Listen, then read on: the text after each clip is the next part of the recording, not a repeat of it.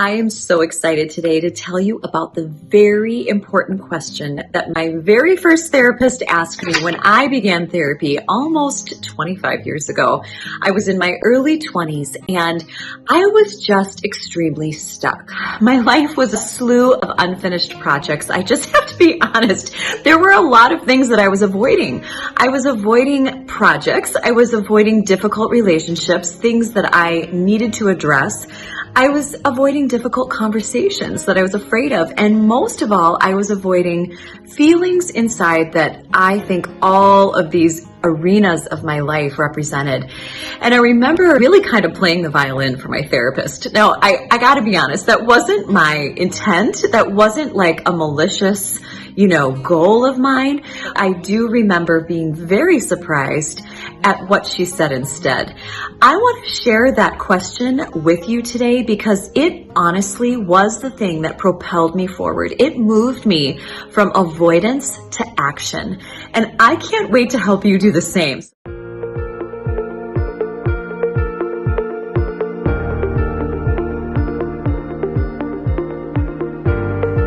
Hey there, my name is Dawn. I am a licensed marriage and family therapist, a homeschooling mom, and a Jesus lover. I live in Minnesota with my darling husband, Ben, of 16 years, and we've got 3 children between the ages of 10 and 13. My goal here at Living by Heart is to truly inspire you to connect more deeply with God and your family. So today we're digging into the thing that holds us back from completing projects. Many of us can see that we have project after project after project in our wake that is unfinished. And what I want to really zero in on today is how these unfinished projects can actually represent and symbolize unprocessed pain in our lives. And when we allow Jesus to come in and touch that pain, we are then set free and we can be propelled forward to complete these projects, which in turn, as we complete projects, it sort of snowballs into this feeling of empowerment and positivity about our lives and ultimately sets us free to fulfill our purpose and destiny as God would want us to. These unfinished projects or things that we're avoiding can absolutely hold us back in our lives. And I don't want to limit it just to the bins, and the totes and all the decluttering that we want to do, because that's all very important too.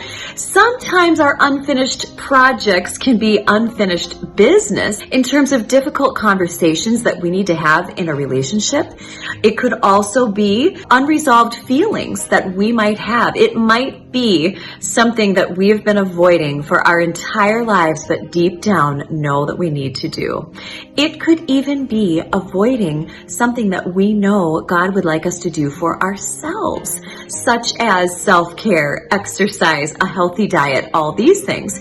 You can ask yourself, what am I avoiding in my life? What remains unfinished or untouched consistently?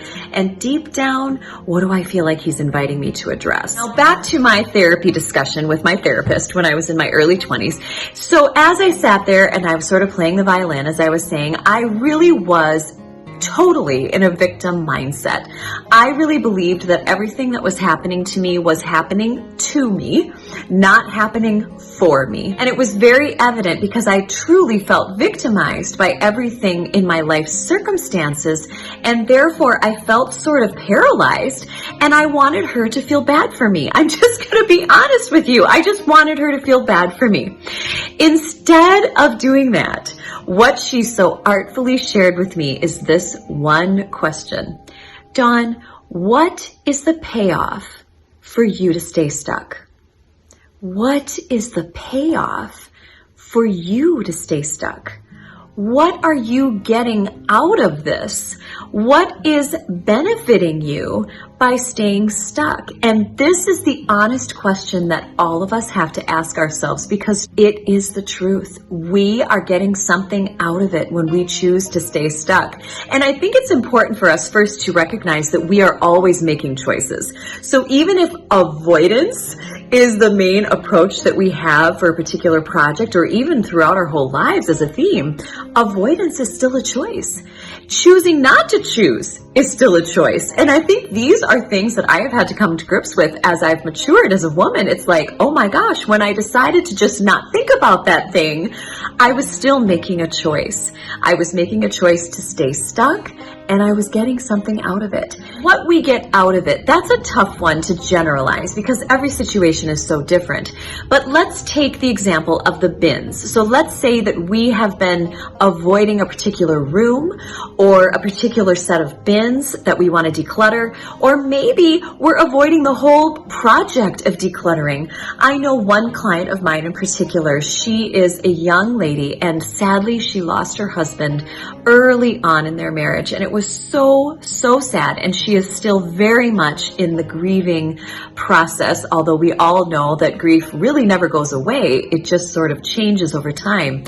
She has kept her things around her as a comfort, and actually keeps things in the bedroom and the closet and nearby as sort of a comfort. Not necessarily his things, but she keeps those things around because it's too painful to face the loss. The payoff in this situation would be that she doesn't have to process that extremely painful loss that she has encountered. Now, I am not saying that it's not okay to be in process. When I refer to being stuck, this is what I mean, is that we are absolutely avoiding all attempts to process the feelings or the pain. And that's where I want to go today. Usually the case is that we are avoiding things because it brings us in touch with uncomfortable feelings and also processing pain. There is nothing that will hinder you more than avoiding your pain and your feelings. And we all can probably read all the studies about how unprocessed pain affects even our physical health. It affects our spiritual health, our emotional health. It totally breaks us down on the inside. It's an area that I run into a lot as a therapist. People want to grow, but they often stop coming to see me when they realize it's going to require something difficult of them.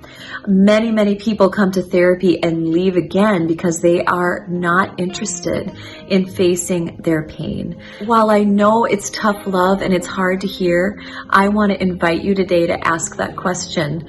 Where am I getting a benefit from staying stuck? What am I really avoiding when I'm avoiding that decluttering of that bin? Is there a feeling attached to it? What's really happening on a heart level? We have a very natural tendency to avoid our pain, and that's why I think a lot of times we see people that are stuck with their physical belongings because they represent memories, they represent feelings, they bring us in touch with our inner selves. But I have some extremely good news for you.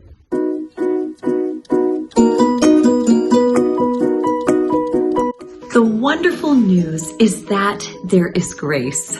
There is grace for you to process this pain, and there's no shame in admitting to ourselves that we are stuck. We had a benefit for staying stuck and avoiding those things, and yet there's so much hope and so much motivation that is born when we kind of just bring it into the light. I am a huge fan of bringing it into the light.